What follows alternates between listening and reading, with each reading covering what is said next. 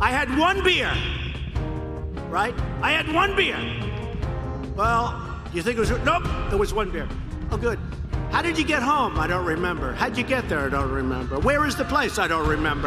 How many years ago was it? I don't know. I don't know. I don't know.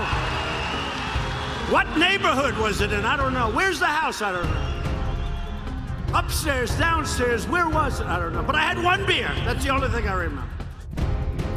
Well, something beyond human there. Anyway, welcome back to Harvard. That was President Trump last night mocking the testimony of Dr. Christine Blasey Ford, the woman who has accused Judge Kavanaugh of sexual assault. It's not the first time he's sided with men accused of abusive behavior over the women making those accusations. Let's watch him take sides here.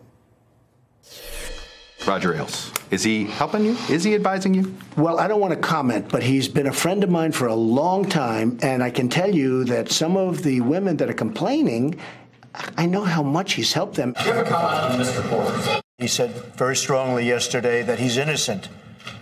So you'll have to talk to him about that, but we absolutely wish him well. Did a very good job while he was at the White House. Personally, I think he shouldn't have settled. How come? Because you should have taken it all the way. No, I know Bill. Bill's a good person. I don't think Bill would do anything wrong. Right now, I am being viciously attacked with lies and smears. It's a phony deal. I have no idea who these women are. Have no idea. These people are horrible people. They're horrible, horrible liars. Let's bring in tonight's Hardball Roundtable. Ginger Gibson is a political correspondent for Reuters. Sophia Nelson is a former House GOP committee counsel. And Joel Payne's a Democratic strategist and a former Senate leadership aide. Thank you all for joining us.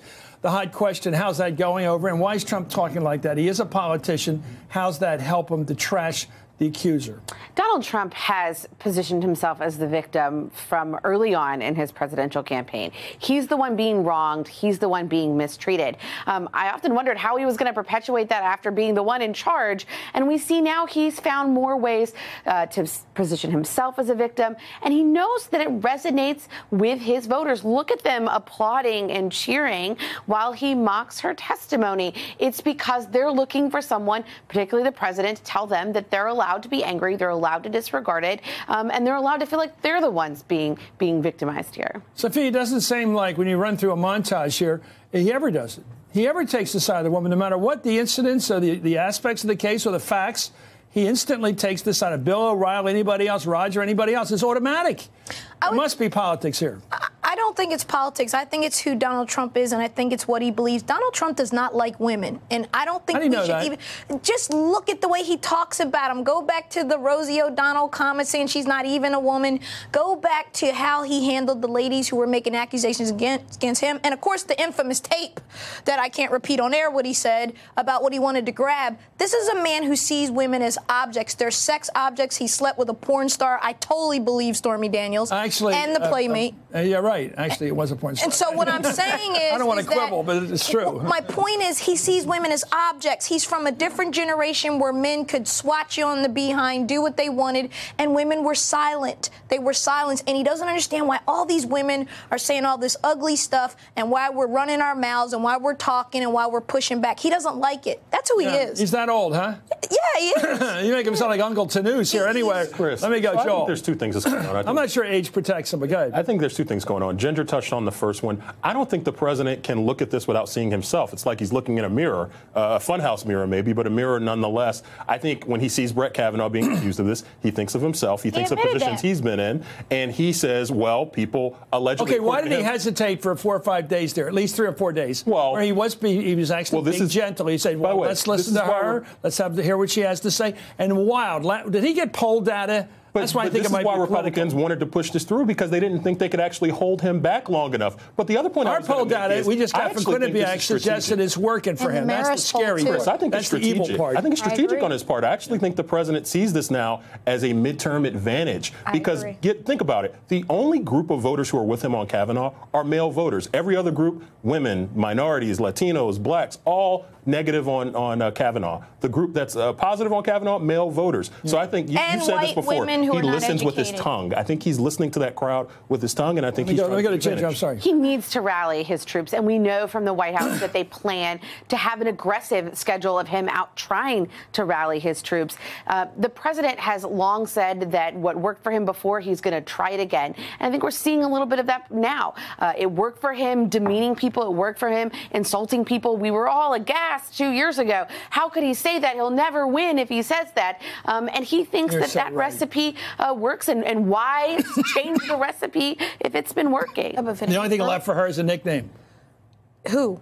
Christine, a nickname. That's coming next. Anyway, finally, NBC News is reporting tonight that more than 40 people with potential information into the sexual misconduct allegations against Supreme Court judge nominee Brett Kavanaugh have not been contacted. What do you make of this, Joel? They're not talking to the people that want to talk to them. I'm less worried about numbers and more about the right people. You talked about this earlier in your show. How are you not talking to Brett Kavanaugh, Dr. Ford, some other key witnesses? So the numbers are relevant to me. It's about getting the right people. If Republicans want this to be taken seriously as a serious bit of analysis of what happened, they got to get the right people in the room. And I'm not convinced that McConnell or Trump or any of those Republicans actually care about that. Chris, can I say something quickly? At this point, this should not be about, for all of us here in the country, regardless of party, about whether or not 40 witnesses are being talked to. This should be about Brett Kavanaugh's display of poor judicial temperament and restraint when he testified. For me, that's what ends this for him. I don't care what he got drunk in college, what he did. To be candid with you, what I care about is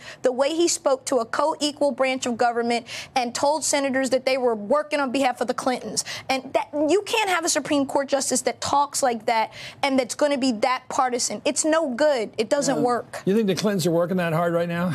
I'm not so sure. I don't. I think we have to also look at this from the other side, and we have to understand that some of the people on the other side of this fight think that this is purely political, and where the left by the organizations that are fighting. There's certainly ideology at play here. There's no doubt about it, but not on the facts. And they think if the left thinks, oh, we're grinding them down, they have to realize that no, they're digging them in, and it is going to cease to be any debate of facts, and it's going to cease to be any conversation. Okay, about November, the first Tuesday after the first Monday when we vote. It's always the first Tuesday after the first Monday of November.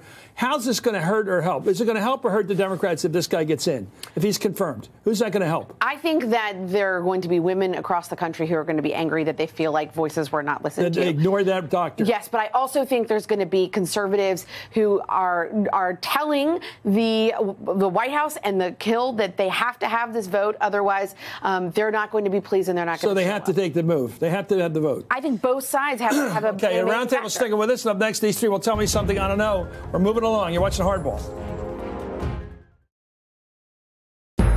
You're watching MSNBC International.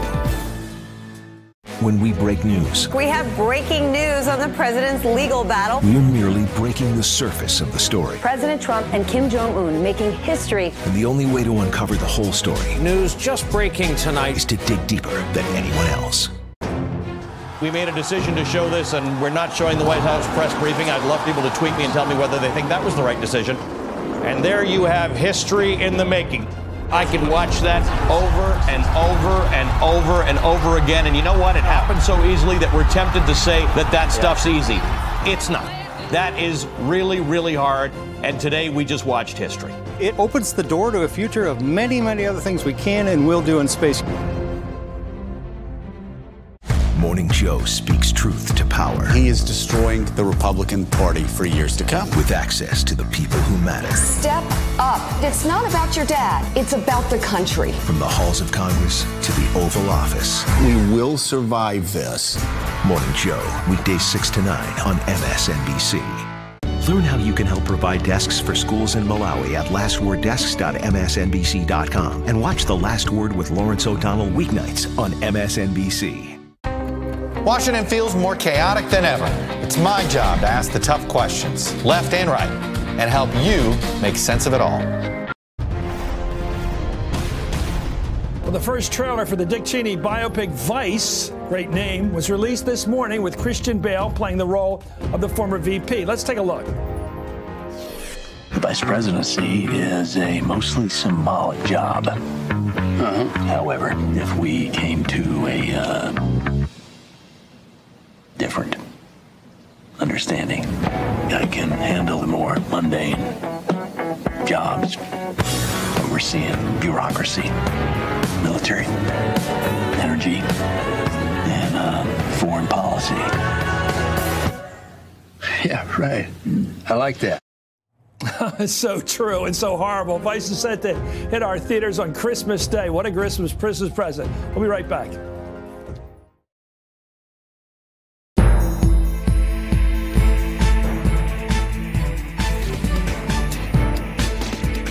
You're watching MSNBC International. Tough on our leaders. It is a massive transfer of wealth to the wealthiest people in this country. Love for our ideals. This is a government of the people, by the people, for the people. Tough love, administered nightly. Weeknight 7 to 11 on MSNBC. You said today that you had the biggest electoral margin since Ronald Reagan with 304 or 306 electoral votes. In fact, President Obama got 365. Well, I'm talking about Republican.